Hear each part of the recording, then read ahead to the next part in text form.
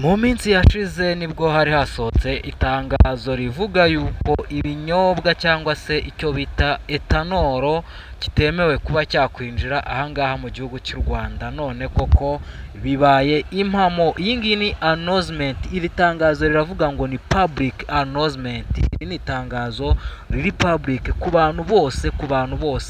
Uyu munsi wa none turimo turabwirwa yuko ikigo cy'igihugu gishinzwe ibiribwa n'imiti FDA cyatangaje ko cyafunze inganda nyinshi zikora ibinyobwa bisembuye zirimo Ingufu Gin na NBG Limited. Aho ngaho muraruzi uru ni uruganda ba buri kantu na buri nguni bamamariza kwa Norbert na Debeni ajya rwamamariza.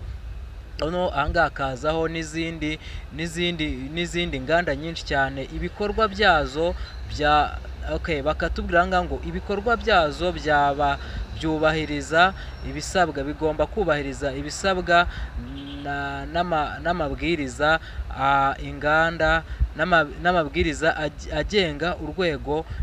Iki cyemezo cyafashwe mu rwego rwo kurengera ubuzima bw'abaturage no gukomeza kugenzura ubuziranenge bw'ibicuruzwa biri ku isoko. Iki cyemezo cyafashwe mu rwego rwo kurengera ubuzima bw'abaturage no gukomeza kugenzura ubuziranenge bw'ibicuruzwa biri ku isoko.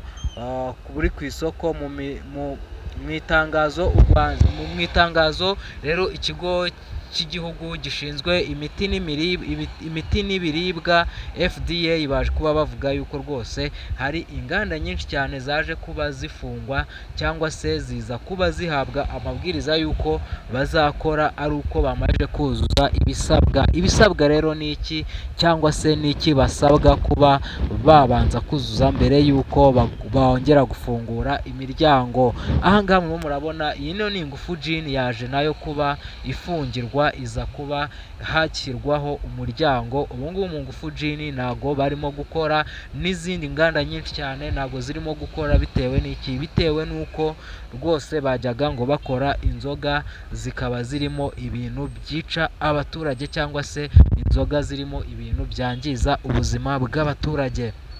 Ahangaha rero reka tube twaza turebere hamwe zimwe mu nganda, turebere inganda bafunze cyangwa se turebe inganda bahaye gasopo, babaye babwiye ati mube mwegetseho muhagarike. Twe tumaze iminsi tumenyereye ko abantu barimo bagenda bapfa, twumva abantu barapfa bishwe n'ibyuma, bamwe ngo babahaye ngo intego yo kunywa ngo ibyuma bikabica, abandi ugenda wumva nyine impfu zidasobanutse, abandi kurwana bya buri munsi bihoraho, abandi nyine usanga imiryango yarasenyutse kubera izi nzoga, kuko nta kuntu wanywa inzoga y'icyabiri muri abantu batanu mugasangira inzoga y'icyabiri mwese.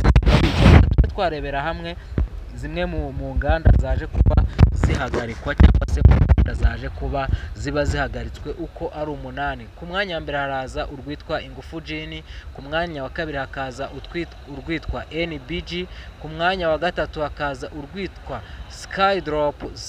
Urungu Skydrop ni n'ubwa mbere mwumvishije. Ku mwanya wa kane hakaza urwitwa Africana. Ku mwanya wa gatanu hakaza urwitwa Nopa. Iyi Nopa noneho ku mwanya wa gatanu rero hakazaho urwitwa Ruth Investment Group, tukaza tugasangamo nyine na zino zindi.